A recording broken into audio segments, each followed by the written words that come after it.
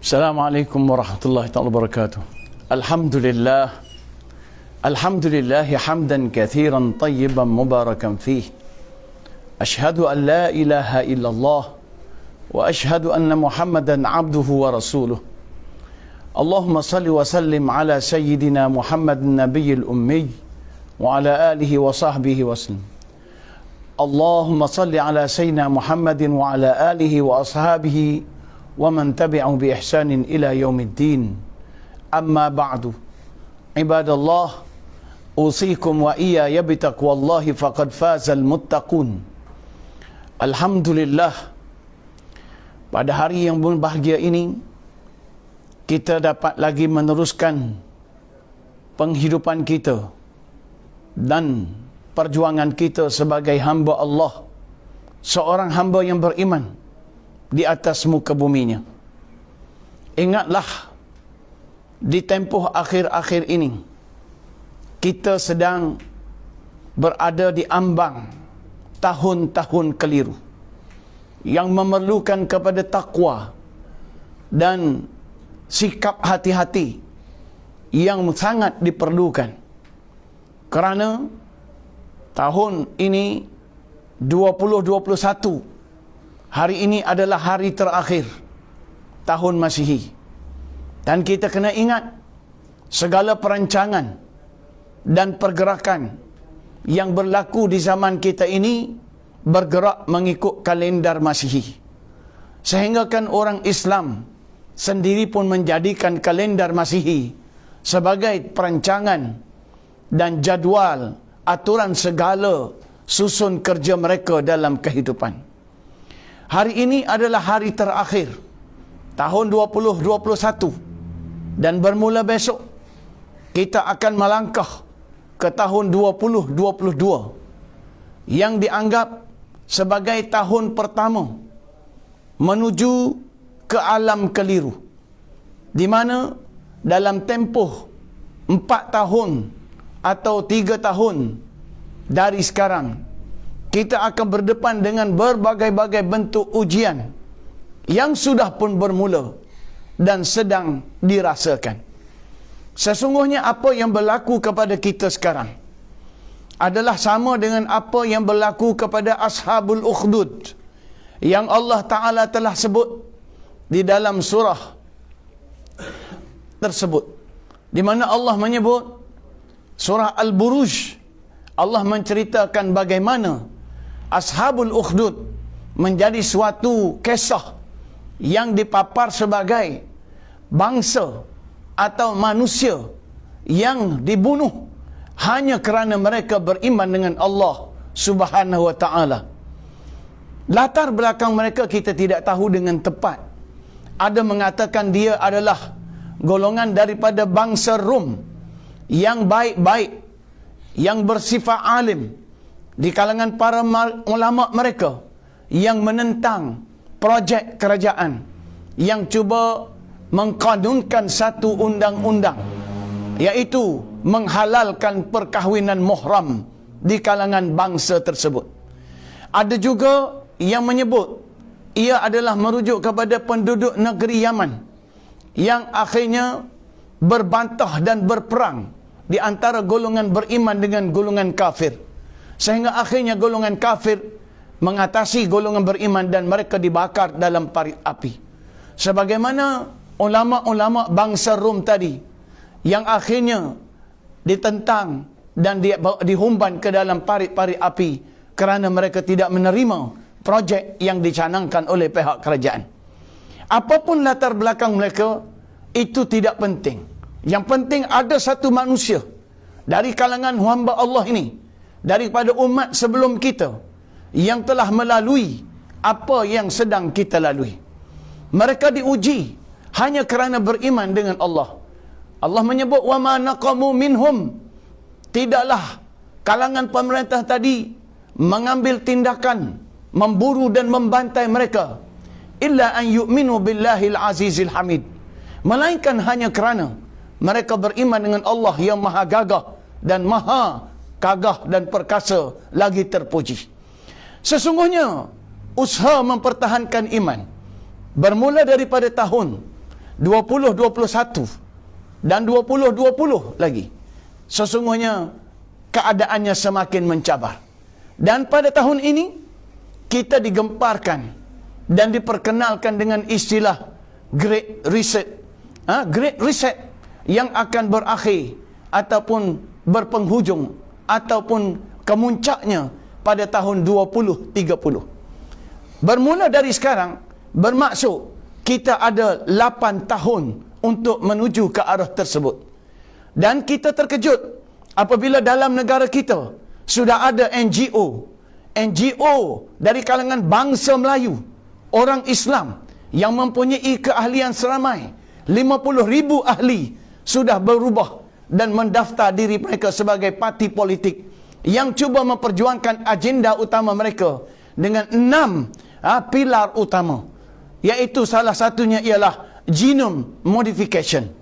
Genome modification adalah jelas, dia adalah perancangan dari golongan Freemason yang cuba mengubah manusia supaya menjadi manusia atau makhluk robotik, di mana manusia akan dicanang, manusia akan dihunjam, manusia akan ditanam dalam diri mereka unsur-unsur teknologi yang mana semuanya akan membolehkan manusia itu dikawal sebagaimana dikawalnya komputer yang ada di tangan kita. Manusia cuba ditekan dan akan dimasukkan ke dalam diri mereka perkara-perkara yang boleh menyebabkan mereka dikesan walau di mana pun berada. Barangkali apa yang berlaku kepada kesesatan para haji, para orang Islam yang kembali daripada menunaikan umrah, yang cuba dikenakan gelang tracker sebagai salah satu usaha untuk mengesan mereka itu, barangkali adalah sejenis ataupun unsur-unsur projek sedemikian, sehingga menyebabkan manusia ini tidak akan bisa bergerak. Ke mana mereka berada, di mana mereka berada, mereka akan boleh dikesan. Muslimin dan muslimat yang dirahmati Allah, cuba kita renung bersama. Jika sekadar untuk mengesan manusia, jika sekadar untuk mengetahui di mana koordinat dan manusia berada dalam keadaan dunia hari ini, tidak memerlukan kepada kita menanam semua teknologi tersebut dalam badan manusia. Cukup dengan handphone yang ada, cukup dengan kad pengenalan yang ada microchip, sudah cukup untuk membolehkan ia dikesan ke mana ia bergerak dan di mana dia berada. Kena ingat, sesungguhnya kita hari ini tidak dapat bersembunyi, kerana menjadi kewajiban kita untuk bergerak ke mana-mana mesti membawa kad pengenalan. Dan pada kad pengenalan kita itu ada chip yang boleh ditrace, sama ada secara attachment ataupun secara gelombang kawalan jarak jauh atau gelombang mikro. Dan sahabat-sahabat sekalian, sesungguhnya pernah seorang penjenayah dapat dikesan, dan kita tahu bagaimana Long Tiger contohnya, yang cuba bersembunyi dan melarikan diri daripada negara dan kerajaan, dapat dikesan dan ditangkap oleh pihak polis. Ini logik yang kita kena faham. Jika sekadar untuk mengesan manusia, rata-rata dari kalangan kita sudah bersedia dan memang sudi dikesan pada bila-bila masa dan di mana kita berada. Kerana pada handphone kita sudah ada alat GPS yang boleh memberitahu kita koordinat pergerakan kita dalam setiap hari. Tetapi persoalan dan timbul tanda tanya kepada kita, kenapa ada usaha untuk menanam dan meletakkan microchip dalam tubuh badan kita? Dan ini telah pun digemparkan sebagaimana yang berlaku di negara Sweden. Teknologi Sweden ini cuba dibawa ke dalam negara kita. Dan kita faham apa tujuan benda seumpama ini cuba diletak dalam tubuh manusia. Sudah tentu penanaman microchip ini mempunyai tujuan untuk mempengaruhi emosi, pemikiran, perasaan, aliran darah, gerak jantung dan sebagainya yang boleh dikawal melalui gelombang mikro yang dipancarkan melalui radiasi yang tertentu.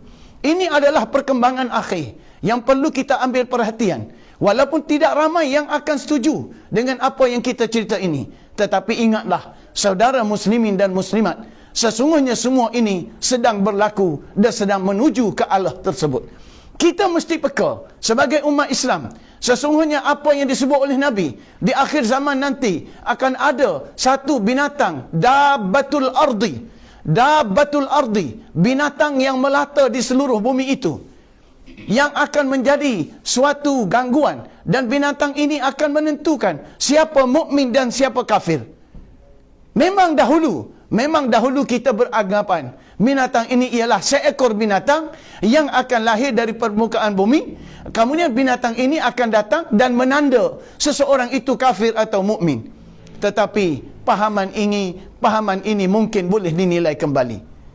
Apakah kita tidak terfikir bahawa unsur-unsur yang ada dalam vaksin yang terkandung di dalamnya, unsur-unsur corona dan COVID itu, ataupun yang dipanggil mRNA dan sebagainya itu, adakah ia sebahagian ataupun sejenis daripada dabbatul ardi? Di mana kita sudah faham hari ini bagaimana pengaruh ini cuba dipaksa ke atas manusia.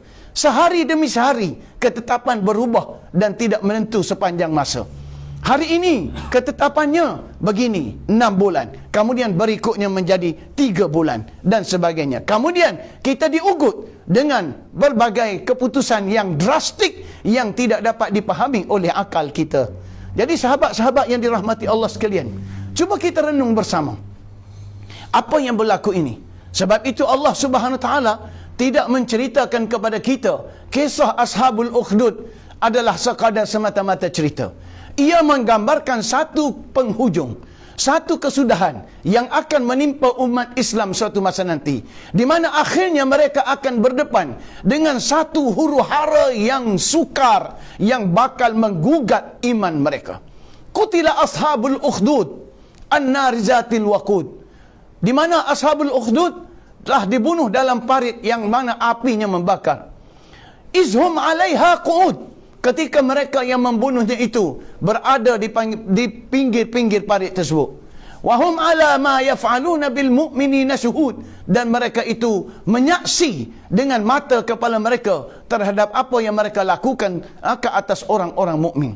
Wa ma naqamu minhum, dan tidaklah mereka membunuh orang mukmin itu illa an yu'minu billahil azizil hamid, melainkan kerana mereka beriman dengan Allah yang maha gagah lagi maha perkasa.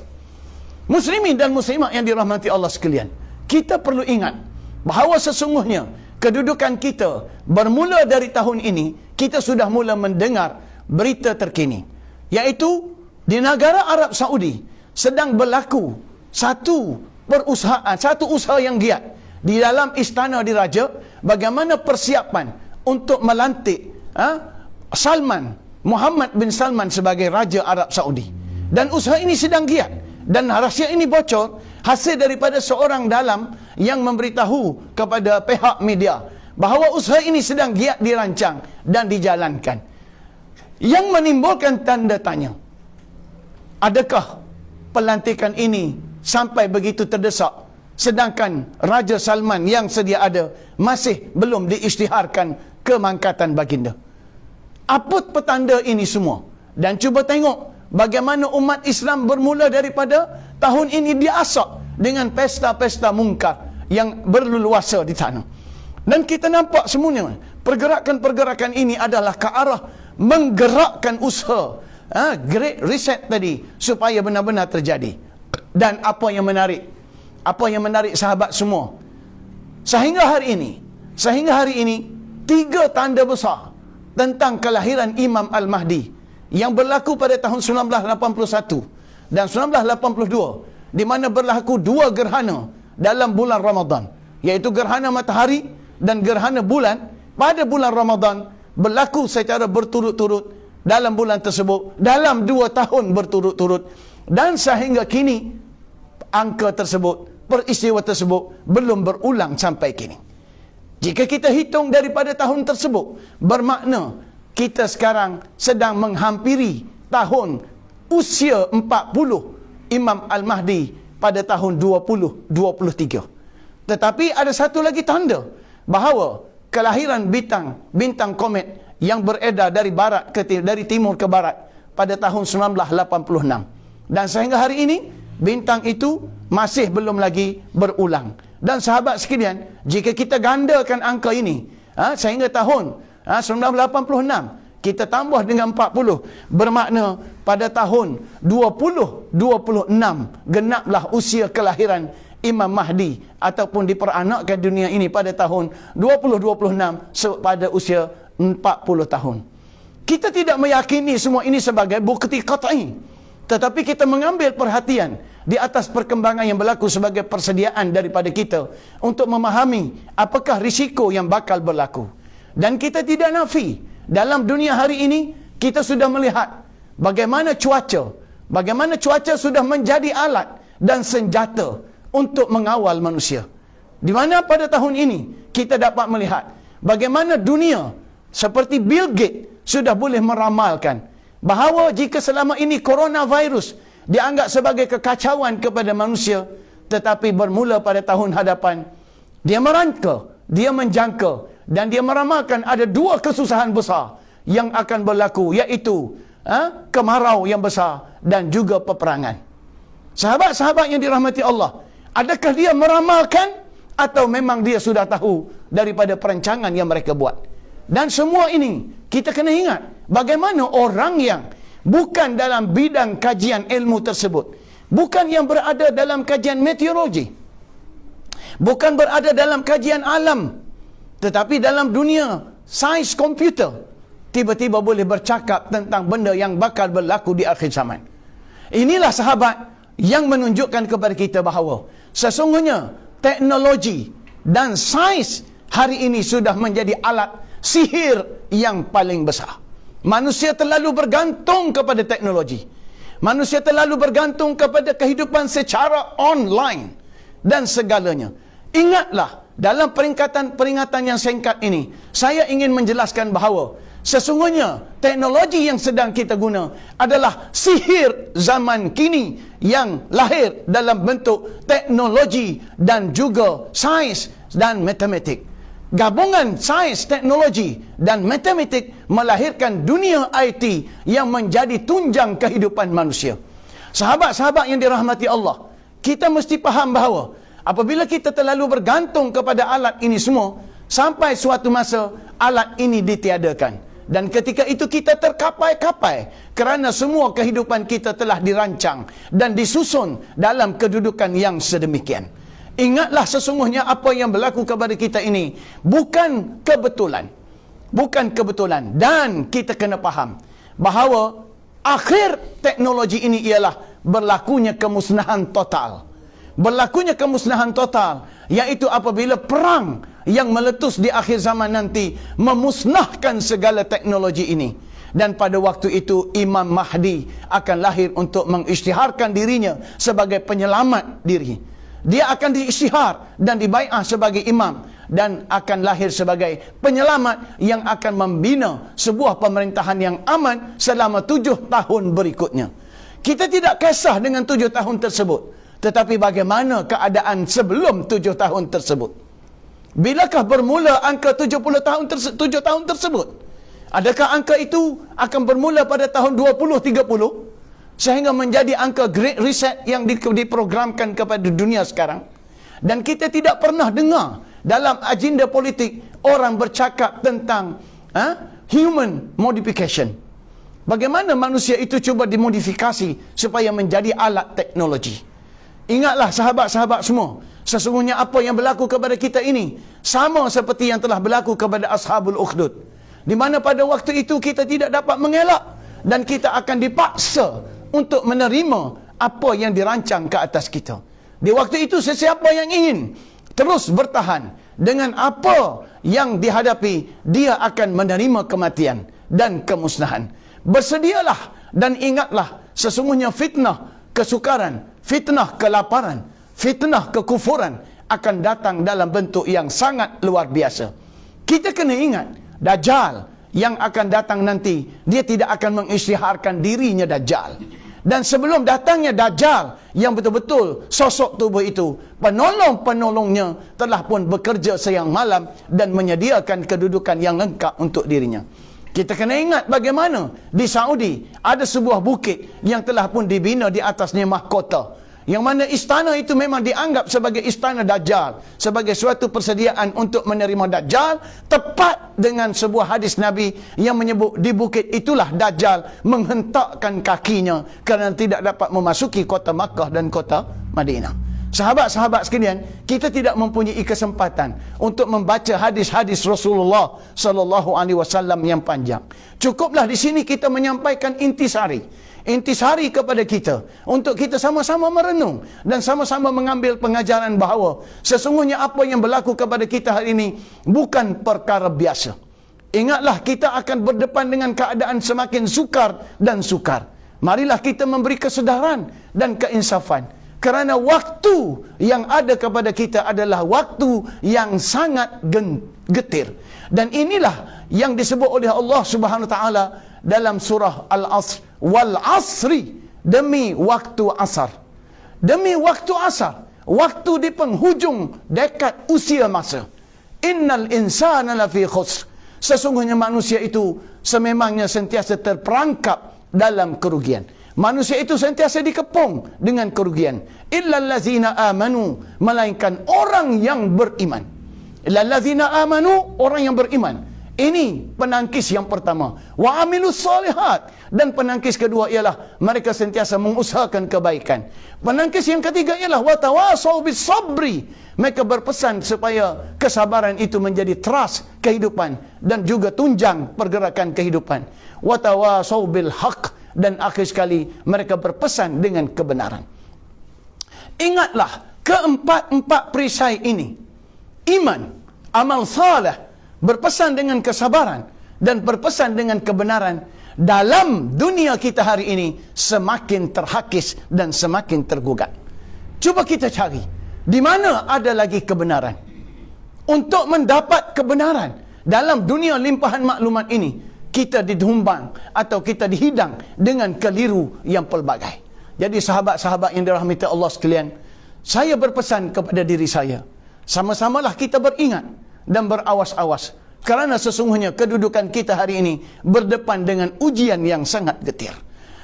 Barakallahu li wa lakum fil Qur'anil azim wa nafa'ani wa iyyakum bima fihi minal ayati wa zikril hakim wa taqabbala minni wa minkum tilawatahu innahu samil alim.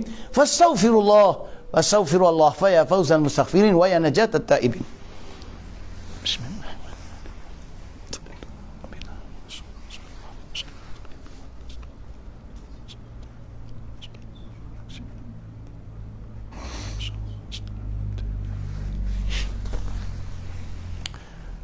Alhamdulillah hamdan kathiran tayyiban mubarakan fih. Hamdan yuafi ni'amahu yukafi mazidah. Ya Rabbana lakal hamdu kama yanbaghi li jalali wajhika wa azim sultanik. Allahumma salli ala sayyidina Muhammadin wa ala ali sayyidina Muhammad. Allahumma salli ala sayyidina Muhammadin salatan tunjina biha min jami'il ahwali wal afat wa taqdi lana biha jami'al hajat wa tutahhiruna biha min jami'is sayyi'at tarfa'una biha 'indaka 'ala ad-darajat wa tuballighuna biha aqsal ghayat min jami'il khairati fil hayati wa ba'dal mamat. Ibadallah, usikum wa iyaya bitaqwallahi faqad fazal muttaqun.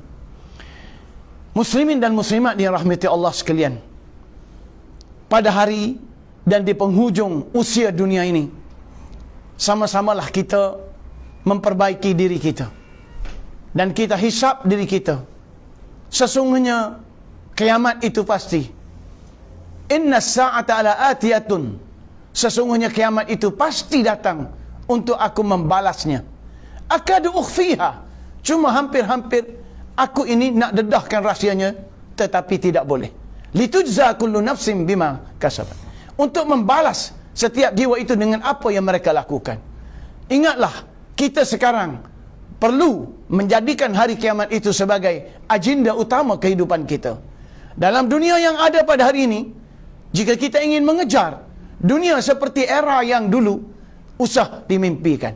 Kerana segala-galanya berlaku dalam keadaan songsang dan luar biasa. Apa yang dilihat indah sebenarnya perik, dan apa yang dilihat perik itu sebenarnya indah. Itulah yang berlaku kepada kita. Keadaan yang benar-benar mengelirukan manusia. Maka dalam keadaan ini, apa yang boleh kita lakukan ialah saling berpesan dengan kebaikan sesama kita. Muslimin dan muslimat yang dirahmati Allah, sesungguhnya pada hari yang mulia ini, marilah kita sama-sama berselawat kepada Nabi SAW. Kerana dalam surah Al-Buruj Allah menyebut wal yaumil mashhud, iaitu pada hari manusia dipersaksikan. Wal yaumil ma'ud, pada hari manusia dijanjikan, iaitu hari kiamat. Wa syahidin, hari Jumaat. Wa mashhud, dan hari Arafah, dan juga hari-hari yang dipersaksikan. Pada hari ini marilah sama-sama kita berselawat kepada Nabi SAW dengan sebanyak-banyaknya, kerana hari Jumaat adalah hari yang sebaik-baiknya untuk berselawat ke atas Nabi. Nabi SAW bersabda, aksiru alayya salah, banyakkan selawat ke atasku pada hari ini. Allahumma salli ala Sayyidina Muhammad wa ala ali Sayyidina Muhammad kama sallaita ala Ibrahim wa ala ali Ibrahim wa barik ala Muhammadin wa ala ali Muhammad kama barakta ala Ibrahim wa ala ali Ibrahim fil alamin innaka Hamidum Majid. Allahumma ighfir lil muslimina wal muslimat wal mu'minina wal mu'minat al ahya'i minhum wal amwat birahmatika ya arhamar rahimin. Allahumma izzal Islam wal muslimin wa adhil syirka wal musyrikin wa dammir a'da'aka a'da'ad-din. Allahumma anta ya munzilal kitab wa ya mujriyas sahab wa ya hazimal ahzab ihzimhum wansurna alaihim. Allahumma baddid syamlahum wa farriq jam'ahum wa shattid kalimatahum wa zalzil aqdamahum wa sallit alaihim qalban min kilabik ya qahhar ya jabbar ya muntaqim ya Allah. Allahumma antal wahidul ahad al-fardu samadul ladzi lam yalid wa lam yulad wa lam yakul lahu kufuwan ahad. Allahumma alayka tawakkalna wa ilayka anabna wa ilaykal masir. Ibadallah, usikum wa iyaya bitaqwallah faqad fazal muttaqun. Aqimus salah.